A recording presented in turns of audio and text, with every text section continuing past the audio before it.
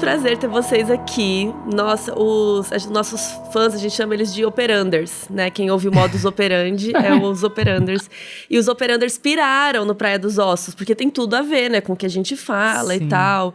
E também acho que o jeito que a gente fala, que a gente sempre quer trazer as coisas também de forma muito responsável, debater as questões sociais, que o Praia fala muito, né, de machismo e tal.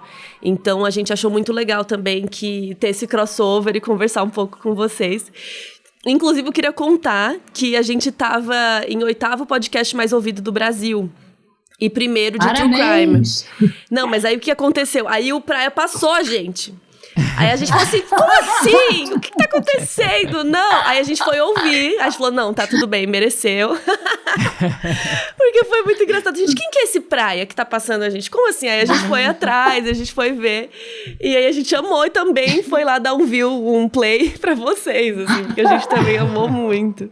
Então, eu queria saber disso, assim, como foi a repercussão pra vocês, assim, se vocês esperavam que ia bombar tanto, como foi? Acho que a gente esperava, né? A gente esperava no sentido de que a gente tinha esperança de que fosse fazer sucesso, né? A gente planejou tudo muito bem planejado. A Kenny Moraes, que cuida da estratégia da gente lá na Novelo, planejou tudo muito, muito bem planejado, com meses de antecedência, toda a questão do lançamento, como seria nas redes sociais, que a gente teria um site especial para o podcast, com fotos da época, com todas as fotos a que a gente teve acesso durante a nossa pesquisa e que foram liberadas para a gente. Então, foi tudo muito planejado, né? Então, a gente tinha esperança de que fizesse sucesso, mas, de fato, a repercussão foi talvez maior do que a gente esperava, né? Eu não sei direito. Enfim, quando chegou a hora do lançamento, a gente já estava nessa tanto tempo que era não sei, a preocupação era muito mais em tipo, polir as últimas coisinhas, e você quase esquece que tem gente que vai ouvir, né? Assim, é só, tipo, será que esse respiro tá bom? E enfim, essas últimas coisinhas você meio perde. Parece, a Paulinha tava falando outro dia que quando alguém vinha falar que tinha lido que ela foi repórter da revista Piauí muitos anos, e quando alguém vinha falar que tinha lido uma reportagem, uma matéria que ela fez, ela ficava meio assim, porque era pra ela como se tivessem, tipo, pego o diário dela pra ler. Uma coisa tão, tipo assim, ela tava numa caverna escrevendo, e aí você meio que esquece que a coisa vai pro mundo. Então, quando a pessoa vem repercutir uma coisa do podcast, tipo assim, nossa, como é que você sabe disso?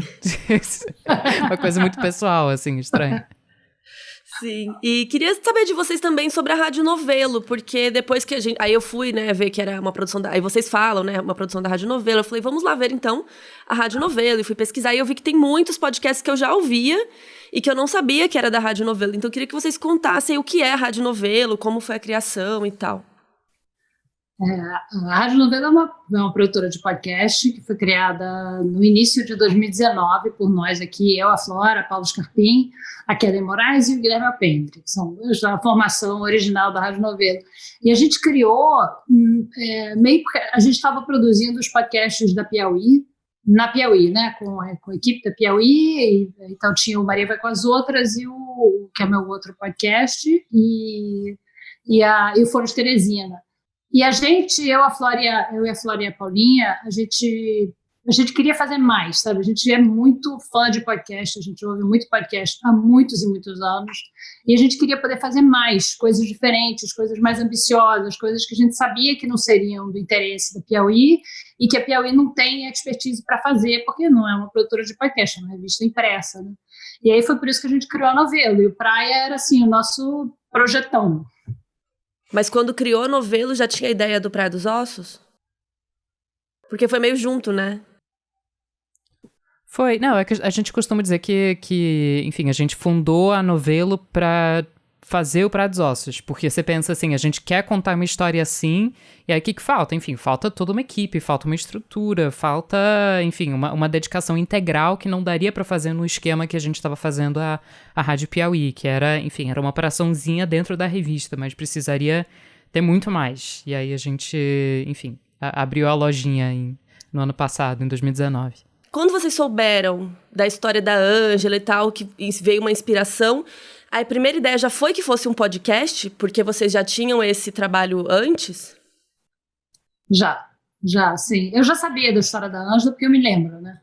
Eu me lembro da história. Eu era grande bastante para lembrar dessa história e para ter sido uma história que me marcou, tanto pelo crime em si, pela cobertura que teve 24 horas por dia durante 5 anos, pelo menos, entre ela morrer e o segundo julgamento do Doca Street. E eu me lembro por causa da participação da minha mãe no movimento feminista da época. Então eu lembrava bem, eu tinha 14 anos quando a Ângela morreu, eu já é idade para lembrar. Mas o que fez a gente ter vontade de contar essa história foi quando eu contei essa história para Paulinha e para Flora, elas nunca tinham ouvido falar. Então a gente achou que era uma história que valia a pena contar para as novas gerações, porque as novas gerações não sabiam, ninguém sabia, ninguém lembrava. E a gente sempre pensou em fazer podcast, porque a gente sempre pensa em fazer podcast. Nunca foi, tipo, uma série, um livro, sempre é podcast, é o meio de vocês, né?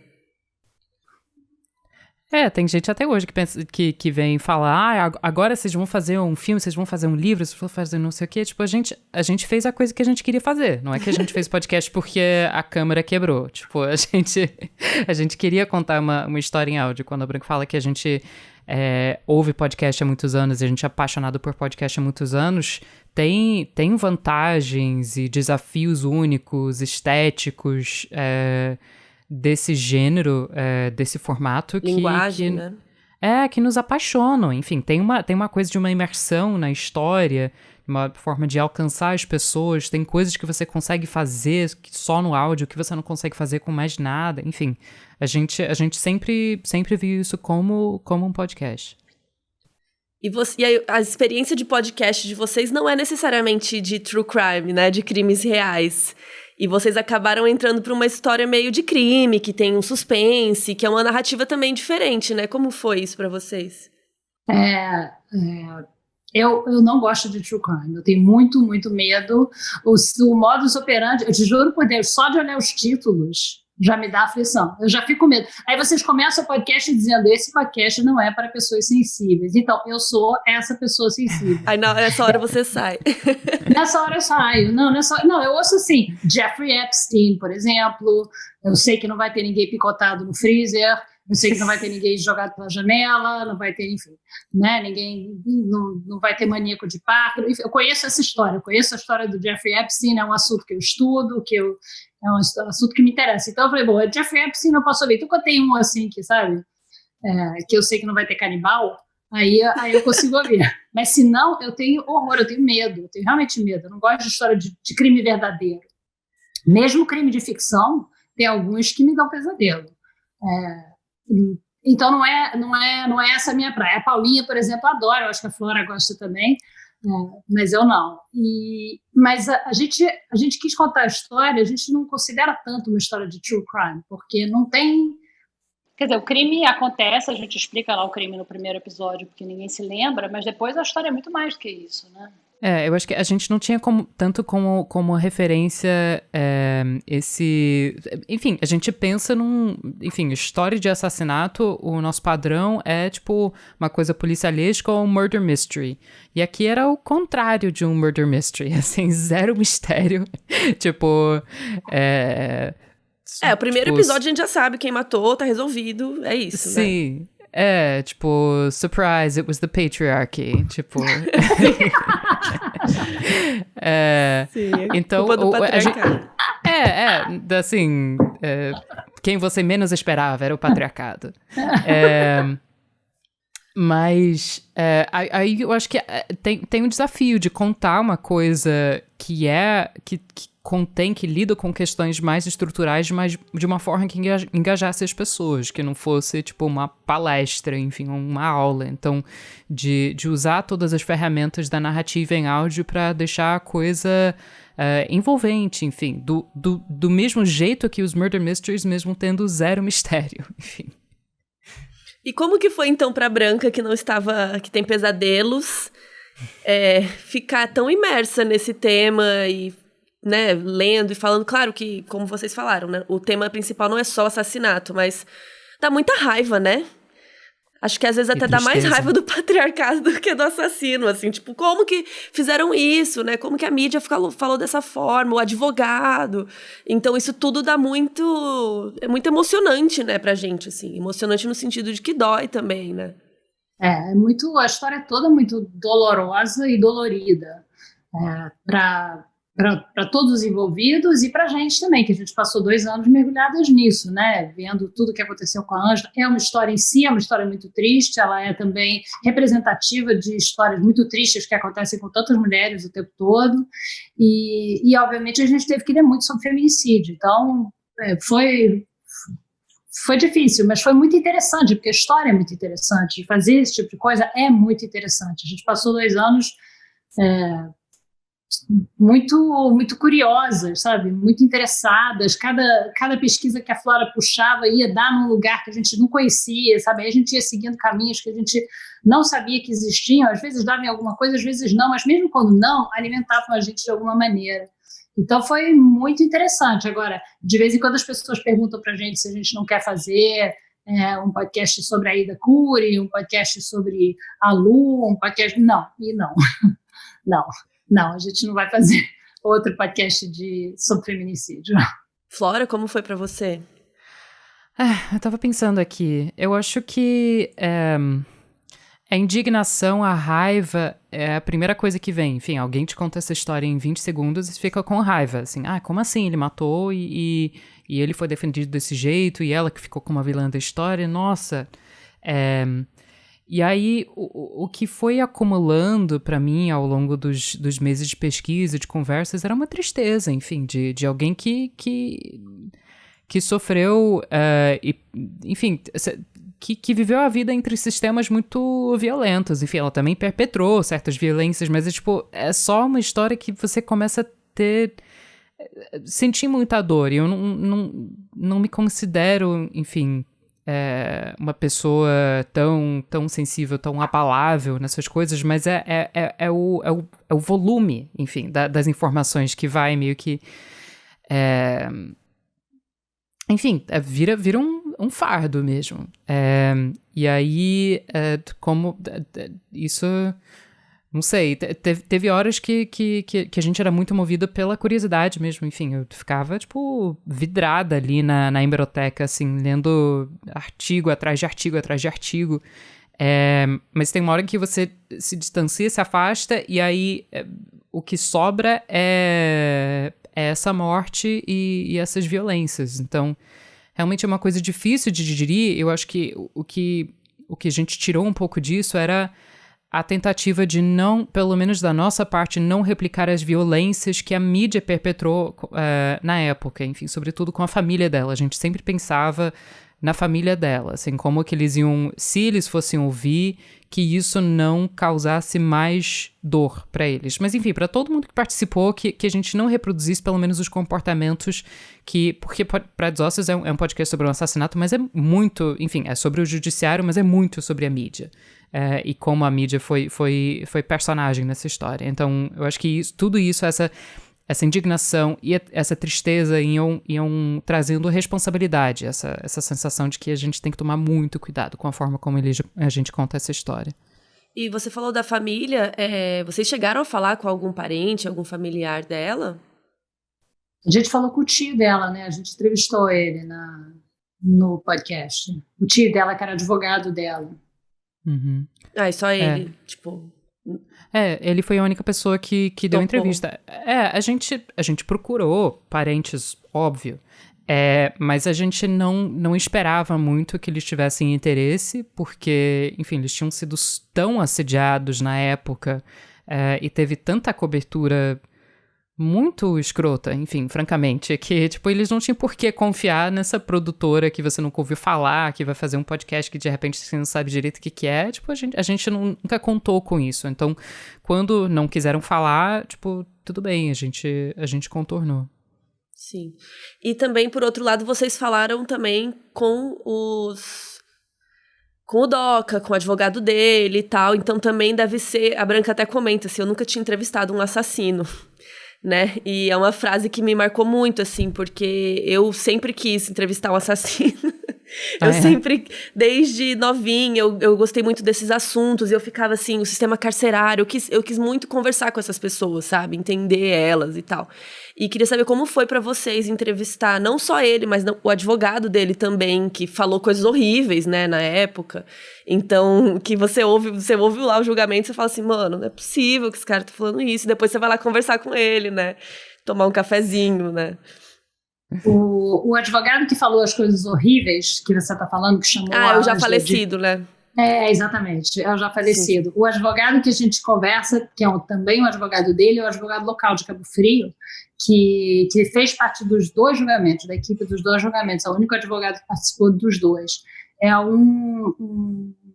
Ele se chama Paulo Badu, e ele dá uma entrevista muito boa, aliás, uma ótima entrevista, que ele explica, em que a gente vê ali, 2019, o espírito de 1976, porque ele ainda se espanta, ele acha que é um espanto as mulheres saírem de casa sem os homens, as mulheres saírem sozinhas, isso é uma coisa que espanta ele, mulher trabalhar é uma coisa que espanta ele, você hoje em dia tem mulheres que são advogadas, juízas, promotoras, isso espanta ele, ele acha que a Ângela era mau caráter e que o Doca era um homem apaixonado que matou por amor. Ele acha mesmo isso até hoje. Então, se você está fazendo um podcast, isso vale ouro. Esse tipo de entrevista vale ouro, porque aquele cara, ele te pega em 2019 e te joga para 40 anos antes. É muito, muito interessante, né? De repente, você se vê diante de um homem de meados do século passado. Então, foi muito interessante entrevistar ele. Quando a gente fala, assim, sobre ser movida pela curiosidade, tem essas horas em que, tipo, isso te leva a ficar horas e horas e horas lendo material de arquivo, mas muito, assim, na hora dessas entrevistas, naquele momento, assim, você só, tipo, quer saber tudo e você esquece, assim, seus sentimentos quase a respeito daquilo que está sendo falado e você só quer saber tudo e ter certeza de que tá gravando, assim, porque na entrevista com o Paulo Badu... Pelo amor de Deus, tá gravando esse negócio. Não, exatamente. Pois é, fica olhando pro cara do som, tipo assim, tá tudo bem? Não, quando ele falou aquelas coisas, as pessoas perguntaram se a gente teve vontade de dar um soco, tive vontade de dar um abraço, porque é um material precioso, assim, muita gente pensa isso, mas não fala isso na lata, então, tipo, ele enfim, sentando com a gente, falando francamente, assim, as percepções do caso naquela época e hoje, foi incrível. Enfim. Porque acho que aí você tá a jornalista, né? O jornalista, o seu Exato. instinto jornalista, você quer tirar as melhores informações e depois você fica com raiva em casa, né? Sei lá.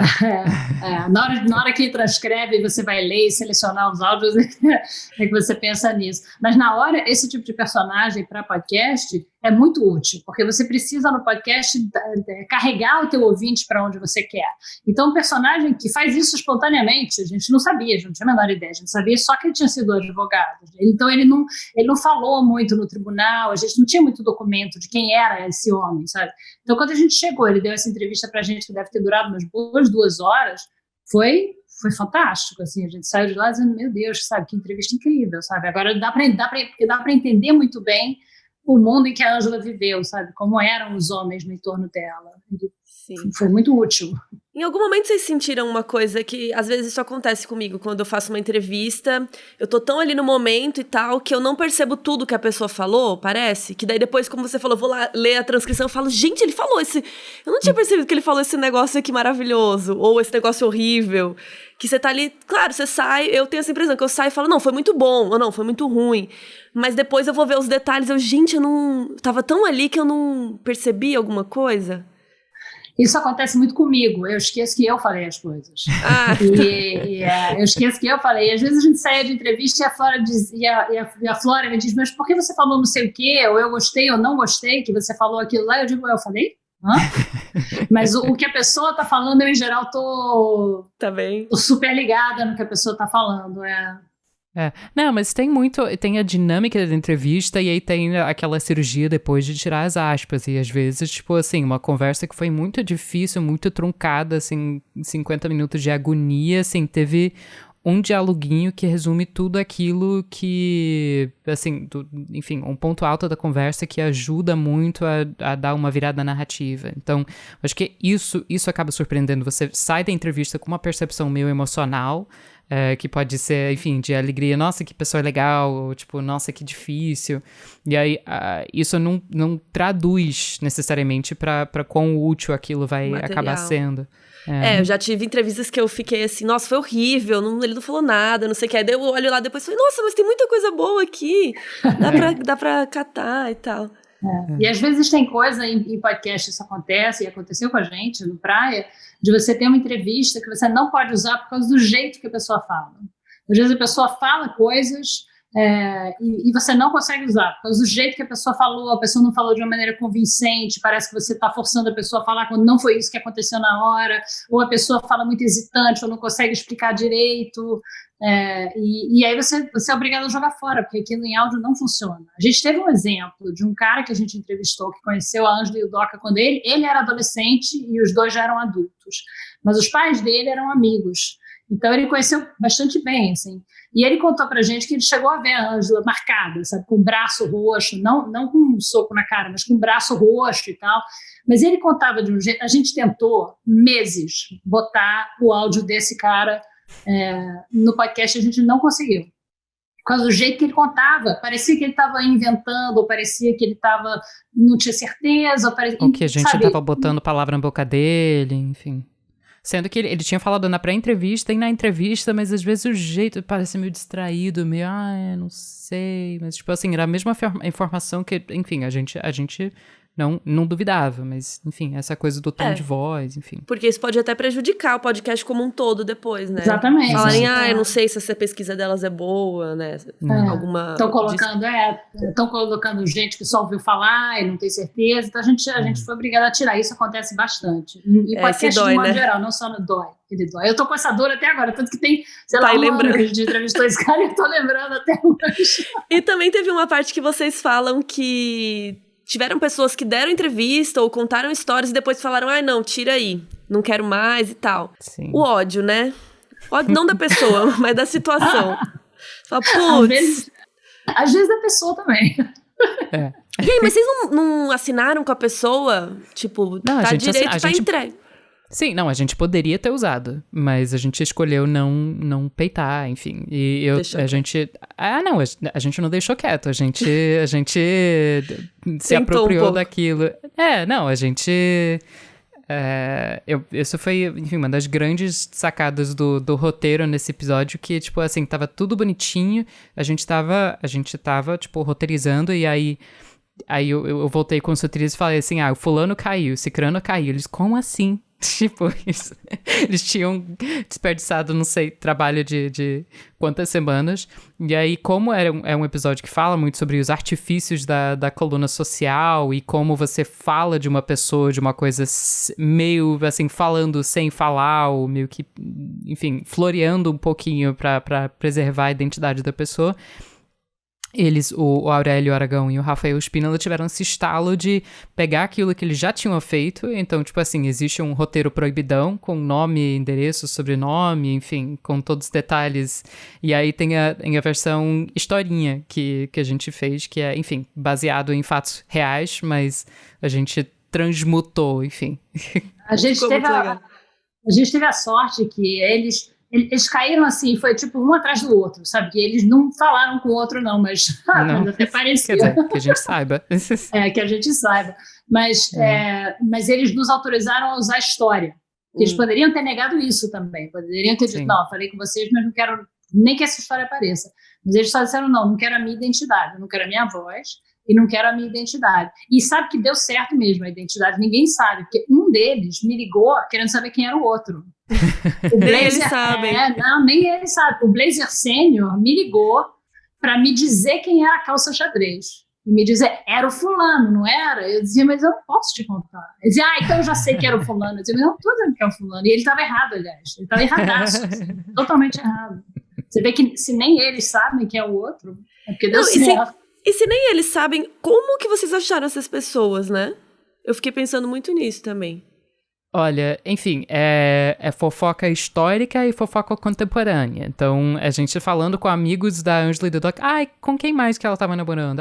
Passa a lista, você tem o telefone ainda? E a gente vai chegando, e aí vai, você conhecia a Ângela Diniz? E aí, vocês chegaram a namorar? Enfim, a gente chegando na conversinha, e também eu li muita nota de coluna social, assim, Ângela Diniz jantando com fulano no restaurante tal, Ângela Diniz, enfim, e aí às vezes eu tinha que tentar decodificar também, assim, teve algumas notas que eu não consegui entender até hoje. Eu mandei pro Giba1, que é tipo o colunista social sênior, assim, daquele episódio, e ele reconheceu o cara, até falou um pouco mal do cara, falou assim, eu não tenho a menor ideia do que esse cara quis falar sobre o marido da Ângela andando com espaguete debaixo do braço na Avenida Atlântica, alguma coisa.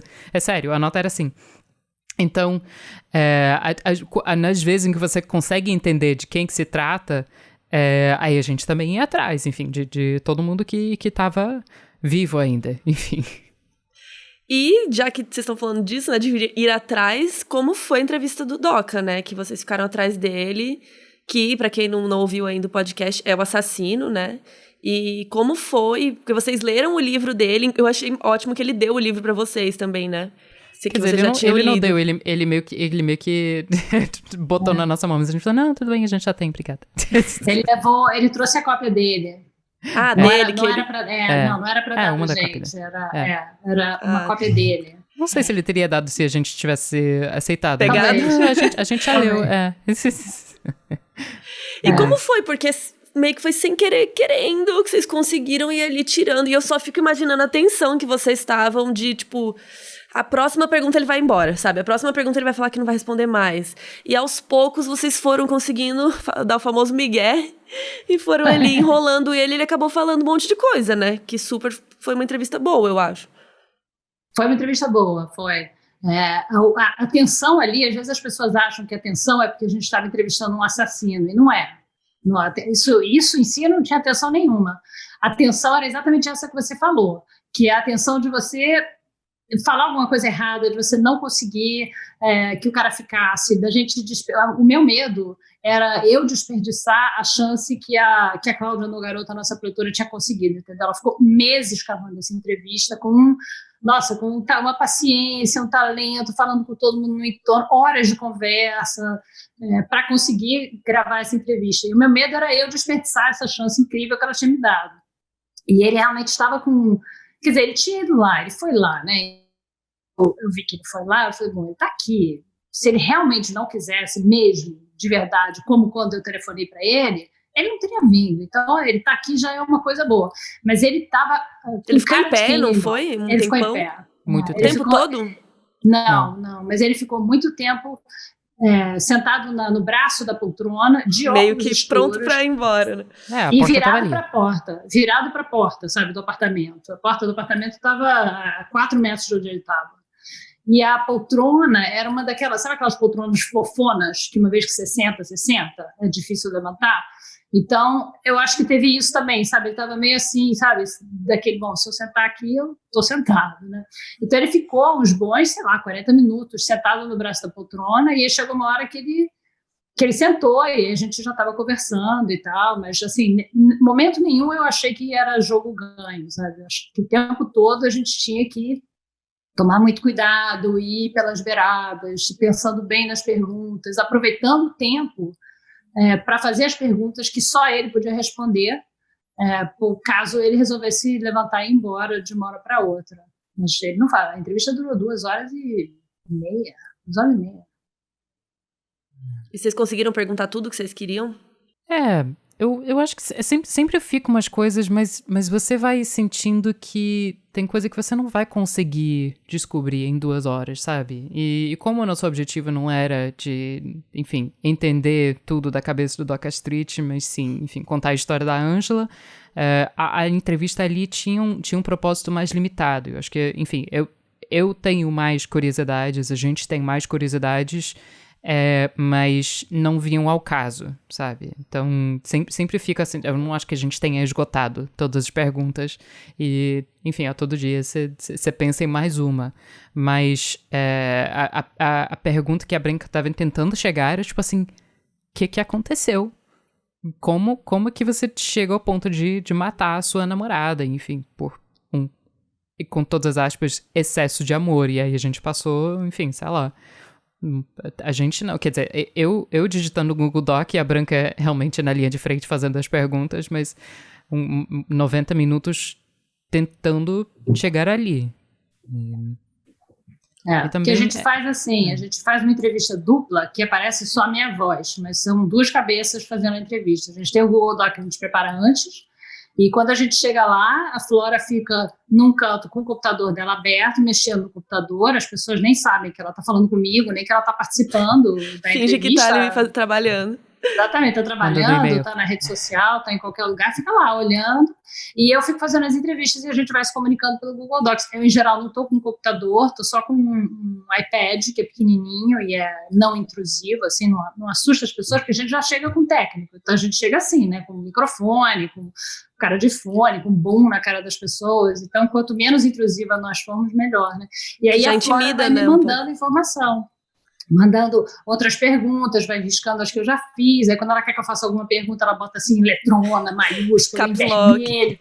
Em vermelho. E mesmo assim, isso é importante também, que a Branca tem uma super sensibilidade, assim, um super jogo de cintura pra como fazer a sequência das perguntas, que era o essencial, assim, nesse caso do Doc, tipo assim, qual é a pergunta que dá pra fazer agora, qual que é a pergunta, tipo, Sim. meio que eu imaginava, assim, um xadrez na cabeça da Branca de eu vou fazer essa, e aí você vai nos levar pra tal assunto, e depois eu vou poder abordar, assim, esse território aqui. E eu tava, tipo, só suco de ansiedade. Pelo amor de Deus, faça essa pergunta, porque ele tá olhando pra porta, tipo, e aí, às vezes eu deixava, tipo, assim, letra, enfim, tamanho 48, vermelho, e a Branca, tipo, rolava pra próxima página e fazia outra pergunta. A Branca deletando, assim.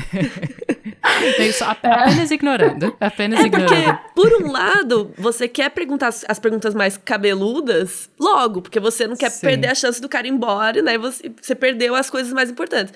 Mas, ao mesmo tempo, para você chegar, como você disse, para você chegar na coisa mais cabeluda, você tem que ir criando a intimidade, a pessoa tem que se soltar. Sim.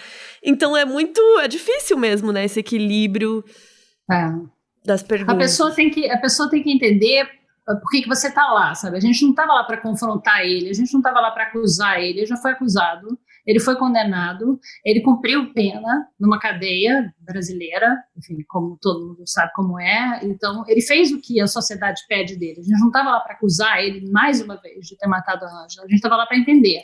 Então, isso não é uma coisa que você consegue explicar para uma pessoa em 5 minutos. Ele nunca viu a gente na vida. Então, leva um tempinho, né, para a pessoa entender o que você está lá, qual é o teu projeto, o que você quer, com aquela entrevista, né? Isso demora, né? Por isso que a entrevista demorou tanto, na verdade. A gente usou muito pouco da entrevista no podcast.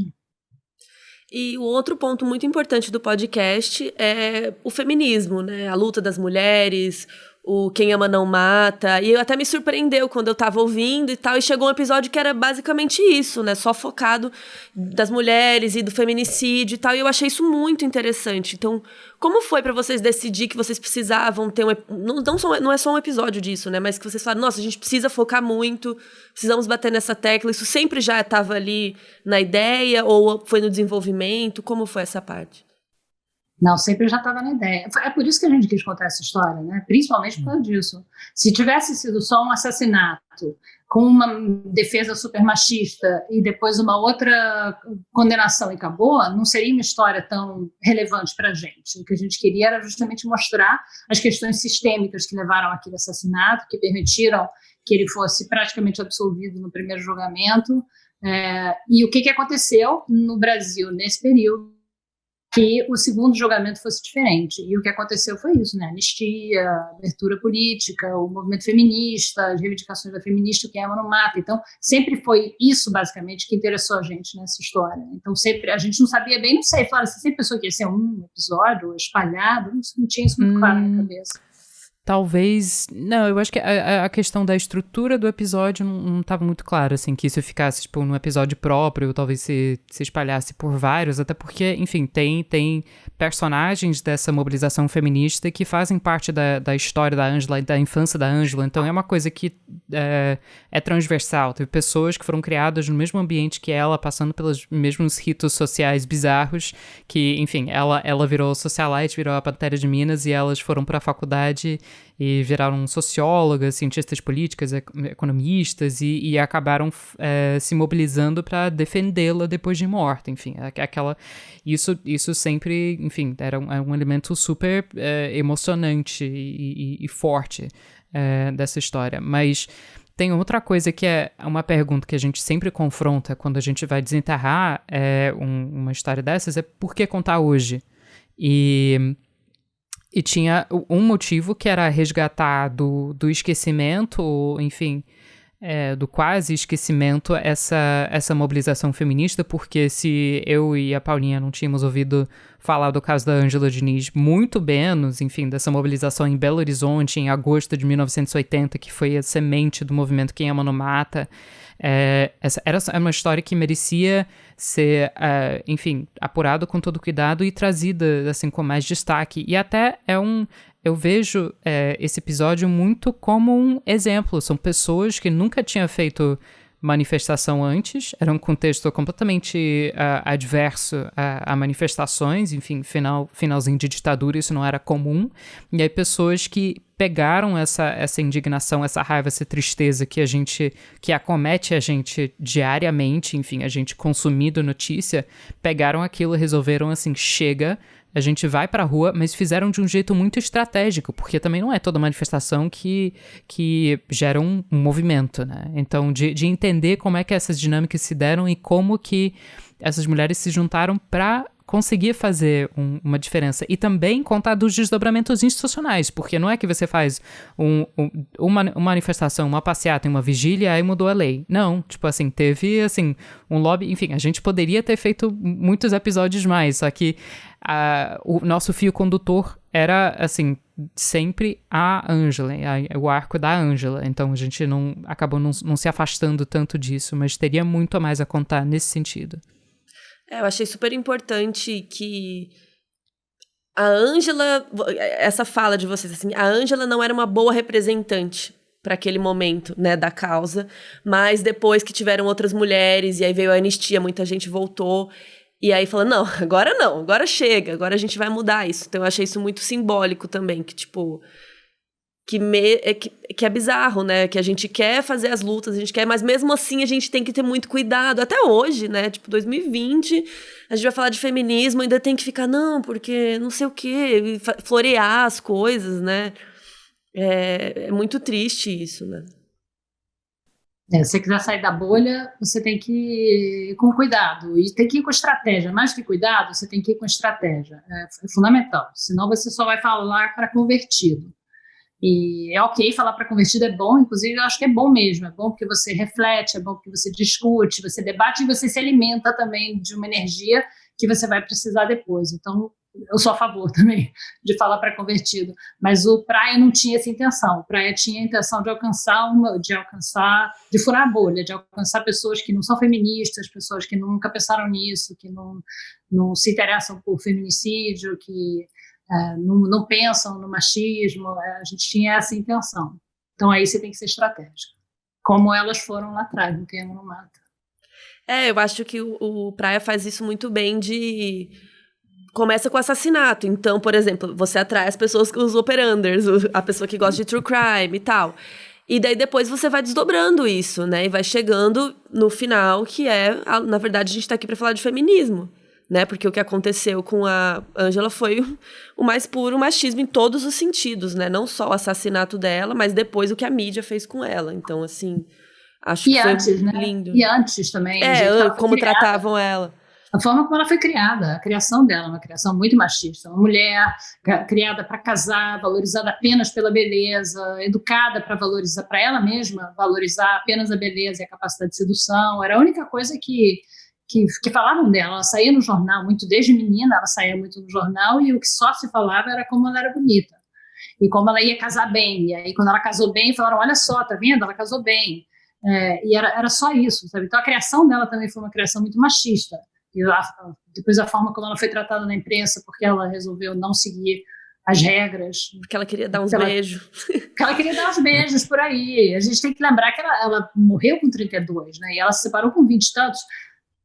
Gente, deixa a mulher dar uns beijos, né? Ela vai com 20 e tantos anos se separar e vai para um convento. Me surpreendeu que ela ficou depois, ela namorou com o Ibrahim, se não me engano o nome dele, que foi quem deu o nome pra ela de Pantera, né? Eu assim, amada, por que você tá namorando esse cara? Um cara velho, nada a ver, né? Mas ela tava aí pra curtir, né? E aí acabou acontecendo tudo isso. Mas... Ele era um colunista social super famoso, né? Tem isso, né? Ele era uma porta de entrada para a sociedade, porque ele era muito conhecido e quem quisesse ser socialite no Rio de Janeiro, principalmente, tinha que sair na coluna do Ibrahim. Tem umas perguntas que o pessoal mandou para vocês, que eu acho sempre legal trazer perguntas do povo, que às vezes eles pensam coisas que eu não pensei, ou eles trazem coisas legais também. Aqui, a Vanesca Azevedo está falando. Ela falou assim, eu não tenho uma pergunta, mas eu ouvi o Praia dos Ossos na semana em que aconteceu o julgamento da Mariana Ferrer, com o infeliz termo de estupro culposo, e foi muito triste ver que ainda hoje a mulher passa de vítima a culpada só por julgarem o jeito dela viver ou vestir. Nossa, tem tudo a ver com o Praia mesmo, né? Infelizmente. O trechinho que saiu da audiência, né, tem tudo a ver, porque a gente vê como o advogado do réu se refere a ela, né? E é simplesmente por causa de fotos que ela tirou e postou e só, né? Que ele acha que ela basicamente não pode ser estuprada, né? Uma mulher que tira fotos, basicamente a tese é essa, né? Uma mulher que tira fotos sensuais, como ele definiu, não pode ser estuprado, não existe estupro. Você pode fazer o que você quiser com essa mulher e nunca vai ser estupro. É basicamente isso. Agora, eu acho que é muito diferente a forma como a sociedade recebeu esse julgamento. Esse tipo de julgamento dela acontece todos os dias, pelo Brasil afora. A gente é que não fica sabendo, porque a gente não é do judiciário e a gente isso não é noticiado. Esse foi noticiado e ficou todo mundo sabendo, e as pessoas entenderam muito bem. Eu acho que tanto em redes sociais quanto na grande imprensa, muito diferente do que aconteceu na época com a Ângela, todo mundo entendeu que a culpa não era dela. Que o fato dela ter tirado uma foto sensual não quer dizer que ela possa ser estuprada impunemente, né? Eu lembro que ela até falou assim... Tá, eu sou virgem, mas não sou... eu era virgem, mas não era freira, né? Tipo, eu não posso tirar uma foto do jeito que eu quiser, né? Isso é interessante porque, enfim, a gente acha que o machismo é de hoje, ou de 20 anos atrás, 40 anos atrás, 100 anos atrás, mas o buraco é muito profundo. Então eu penso, enfim, essa pesquisa que a gente fez, que é vasculhando os códigos civis penais, isso tem uma raiz, aquilo que foi feito com ela, que existiam castigos diferentes e um entendimento diferente do estupro quando praticado contra uma chamada mulher honesta. Isso ficou, assim, durante muito tempo no Código Penal e basicamente a gente pode entender o que esse advogado fez até isso, foi tentando, enfim, houve esse contato sexual, mas não pode ser considerado estupro porque essa daqui não é uma mulher honesta, é a outra que, enfim, ou é mulher honesta, que é um padrão impossível de você atingir, ou é prostituta. E aí, estupro contra a prostituta, Exato, não era considerado crime. Exato, prostituta não pode ser estuprada porque ela já tá ali pra fazer isso, né? Então não se considerava que prostituta podia ser estuprada, né? Que é um absurdo. E num caso como esse, se você for imaginar a questão da mulher honesta, a definição mais básica da mulher honesta é uma mulher virgem. E essa menina era virgem. Ela era com 21 anos. Ela era virgem. Quer dizer, não... e não adiantou nada. Não adiantou nada. É muito querer culpar. E aí você fica imaginando, sabe, com cabeça de mulher, se uma menina que é virgem, com 21 anos... vai querer que a sua primeira experiência sexual seja, tipo, em pé contra a parede, numa boate, com um cara bêbado, isso passa pela cabeça de alguém? Não faz o menor sentido. Se você é mulher, não faz o menor sentido, né? Você vê que mesmo se você for uma menina toda certinha, você cumpre todas as regras, sei lá, não sei por que ela era virgem, mas vai ver que ela queria ficar virgem até se casar ou alguma coisa desse tipo, não adianta, não faz diferença. Não adianta você seguir essa regra e infringir a outra, seguir todas as regras, porque como é uma questão de subjugação de um sexo pelo outro, o sexo dominante sempre acha que o corpo do dominado pertence a ele e não a ela, então ele pode fazer o que quiser, se quiser matar, se quiser estuprar, não tem sempre um motivo para isso, porque não é dela, é dele, né? Até isso me lembrou uma coisa que vocês falam no podcast que eu não conhecia, que é a tal legítima defesa da honra. Que ódio daquilo, meu Deus, eu tava revirando o olho, vocês falando, tal, que antes o homem podia matar a mulher se encontrasse ela traindo ele, porque afinal a honra dele estava indo pelo ralo ali naquele momento, então tudo bem. Nossa, aquilo me deu uma raiva. E tem um pouco a ver com isso, né? É isso, a mesmíssima raiz. Enfim, a gente a tecla até cansa, assim, de tanto a gente bater, mas é porque quando a gente fala que é uma coisa estrutural, é porque é estrutural mesmo. Então, enfim, é pra todo lado que a gente olha. Enfim, tá na coluna social, tá no baile de debutante, tá, assim, nessa fala do advogado de defesa, tá no Código Penal, tá no Código Penal anterior, tá no Código Penal de hoje. Então, tipo, a gente tá cercada. Vamos lá, tem um menino que o nome dele é Vem Coronavac. Na verdade, é @amisantrópica. Quando o Doca se emocionou durante a entrevista, deu pena? Mudou um pouco a percepção de vocês em algum momento? Pena, não. Não deu pena, não. Não, eu fiquei... Não, é porque a gente... Enfim, essa foi a primeira vez que... Enfim, falando por mim. Primeira vez que a gente tinha sentado com o Doca, mas a gente cansou de ler entrevista, de assistir entrevista. E esse foi o tom dele desde o começo, né? Que era a primeira vez que ele estava se emocionando, falando que ele tinha amado a Ângela. Assim, pelo contrário. O livro dele... É o livro dele, enfim, é um suco disso. E ele sempre se emocionou e sempre jogou ela pros lobos ao mesmo tempo. Então, isso não... A gente estava esperando isso e por mais que, enfim... Dá pra acreditar nas duas coisas, que ele realmente, enfim, tem amado, que ele se sinta mal, mas aquilo que ele fez, aquilo que ele falou, aquilo que ele deixou ser feito, enfim, isso meio que não tem a ver com o que ele sentiu ou não sentiu. Isso não me... Eu fiquei, sei lá, foi desconfortável, mas não chega a dar pena, enfim. Não, exatamente isso que a Flora falou. Todas as entrevistas que ele deu, desde quando ele foi preso, logo depois do crime, semanas depois do crime, ele já chorava na TV. Tem muita entrevista dele chorando, muita, dele se emocionando, falando dela. Aí ele fala que ele amava muito, muito ela, coisa que, aliás, eu acho que é verdade. Não tem nada a ver, eu acho que a gente tem que parar de falar de amor quando a gente fala de feminicídio. Amor não tem nada a ver com a história, é uma questão de dominação e não de amor. Pode amar, pode não amar, não faz diferença, sabe? Esse aqui é um problema que eu tenho com o lema quem ama não mata. Porque quem ama mata. Quem não ama mata e quem ama também mata. Então não é por aí. Mas eu acredito que ele amava ela mesmo. Eles tinham uma relação louca lá, muito doentia e muito louca. Eu acho mesmo que ele amava ela. O que não, enfim... Não vem ao caso para ele ter matado, né? E ele sempre se emociona, assim, sempre chora, e aí ele fala alguma coisa que torna aquilo culpa dela. No caso da nossa entrevista, ele falou, se ela não tivesse jogado a bolsa na minha cara, nada disso tinha acontecido. A bolsa é uma bolsa que segundo ele, tava, né? Ele estava com uma capanga, daquelas capangas dos anos 70, onde ele carregava a arma dele. E segundo ele, ela pegou aquela capanga e bateu na cara dele, e a arma caiu, e foi aí que ele pegou a arma e matou ela. Então, continua sendo culpa dela. Como se ela tivesse colocado a arma na mão dele, né? Não foi ele que pegou a arma, né?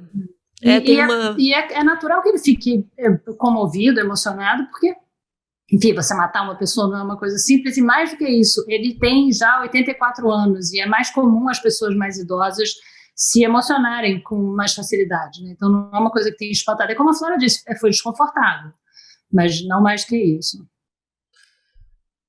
A Delcy perguntou, primeiro ela falou que a Branca é incrível, sobretudo nas entrevistas, que ela é muito sua fã. Verdade. Obrigada, Delcy. Desde o Maria vai com as outras, ela falou.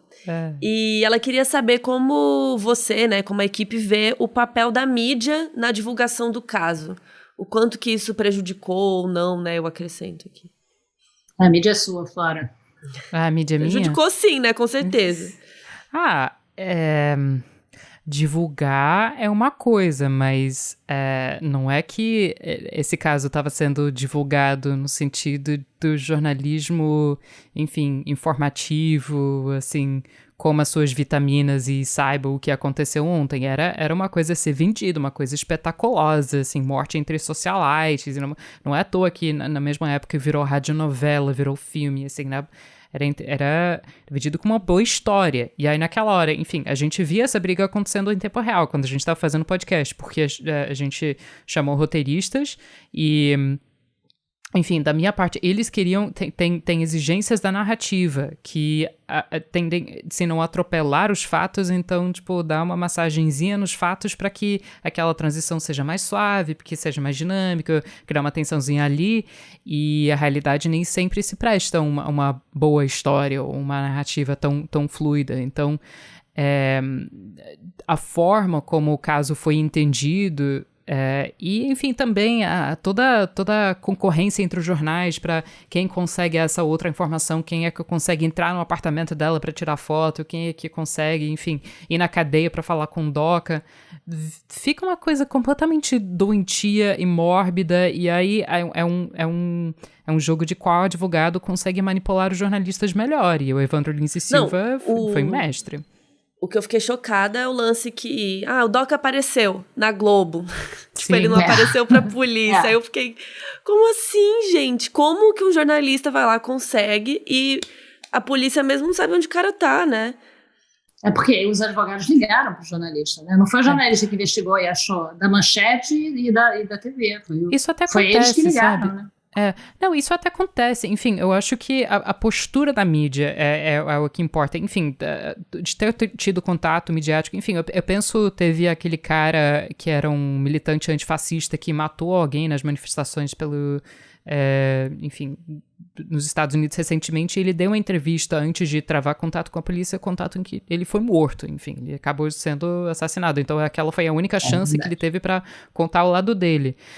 Então não acho necessariamente condenável que o DOCA tenha falado com a mídia antes de se entregar à polícia, porque a gente não tem muitos motivos para acreditar, assim, na polícia. Mas a forma como aquilo foi feito era tipo assim, olha esse homem sofredor.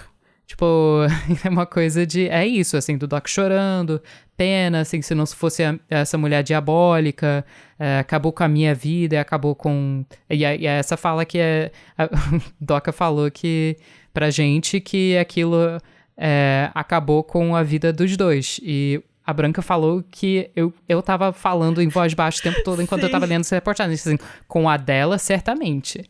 Aquilo foi sensacional. Tipo, alguma coisa aconteceu, tem uma mulher morta ali, mas tem esse homem aqui que tá muito triste. Coitado, e, né? tipo assim, vamos trazer assim, um lencinho pra ele. Então, o problema era a postura ser essa, enfim. Quando ele falou isso, que ele acabou com a vida dos dois, o que me passou pela cabeça, dizendo, como assim, você tem 84 anos, você tá na minha frente, como assim, tua vida não acabou? Eu sei que ele casou de novo, ele é casado ainda com a mesma mulher há 40 anos, tem um casamento que, pelo que todo mundo diz, ele viu os filhos crescerem, ele viu os netos crescerem, como assim?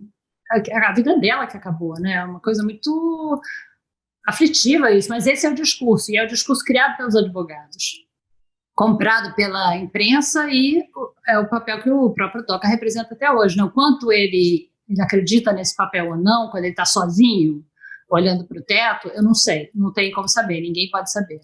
Mas é o papel que ele representa. O Vini Martellini perguntou se durante o processo de construção do podcast rolou alguma situação de represália ou ameaça de envolvidos por trazer algo desconhecido, ou enfim, por vocês estarem futucando ali. Não. Tinha gente que não queria falar com a gente só. Mas não teve, tinha gente que falava pra gente deixar quieto, deixar a Ângela em paz, não mexer nisso, enfim. Mas era mais... Teve uma pessoa que recusou uma entrevista que pra mim foi traumático. Ela me deu uma bronca, ela me deu, nossa, mas ela me deu um pito, assim, que eu tive pesadelo, literalmente pesadelo, você vê que eu sou uma pessoa que tem muito pesadelo. Eu tive pesadelo com ela naquela noite, cheguei no dia seguinte na aula, dizendo, gente, vocês não sabem o que eu sonhei, que coisa horrível. Porque ela mas me por que ela tão brigou? mal no telefone. Ela não queria falar, ela era uma pessoa que era do lado do DOCA. E, enfim, muito amiga, enfim, uma pessoa lá que era do lado do DOCA e que eu adoraria ter entrevistado e que, enfim, a gente não achava que ia dar entrevista, mas você tem a obrigação de tentar, né? Eu não podia, a gente tentou todo mundo, a gente levou muito não na cara, mas esse foi o não que mais me assustou, porque ela não falou só não, ela me deu um pito, Ela me passou um carão ali, inacreditável, de eu ter tido a ousadia de ligar para ela para perguntar se ela falaria comigo sobre esse assunto. Sobre Nossa, a Ângela Diniz. Eu tava ouvindo a ligação. Exatamente, só pra vocês... fora no estúdio. Só pra vocês verem que o papo da Branca ser uma pessoa sensível é real. Exatamente. Aí tem o Bru Xavier perguntou se aconteceu alguma coisa sobrenatural. Eu acho que ele tá perguntando isso porque quando o Felipe veio aqui, ele falou que aconteceram umas coisas, né? Quando ele tava escrevendo o livro, que parecia assim, que o pneu do carro furou, daí não sei quem teve um infarto. Umas coisas assim, que vão acontecendo umas coisas estranhas, assim. Aconteceu algo estranho?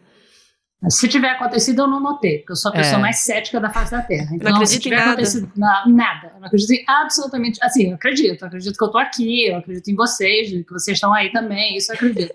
Mas eu não acredito em horóscopo, eu não sou religiosa, eu não sou mística, eu não acredito, eu não sou supersticiosa. Então, se aconteceu, eu não vi. Eu sou a pior pessoa para receber esse tipo de mensagem, porque eu não acredito que ela exista. Não sei, Flora, aconteceu alguma coisa? Não teve nada nem perto dessa categoria de... Não é que, tipo, entrou um vento numa entrevista, a gente fala, tempo esquisito. Tipo, nada, não. Era... Não, né? Sei lá, pessoas morreram, mas porque eram pessoas idosas. A gente tava falando com muitas pessoas idosas, então, tipo, nada que não fosse esperado, enfim. E a Paula Freitas perguntou por que vocês dedicaram um episódio inteiro ao Doca. Porque ele é um personagem importante nessa história. Eu entendo, eu acho que eu faria também. Eu acho que é importante entender...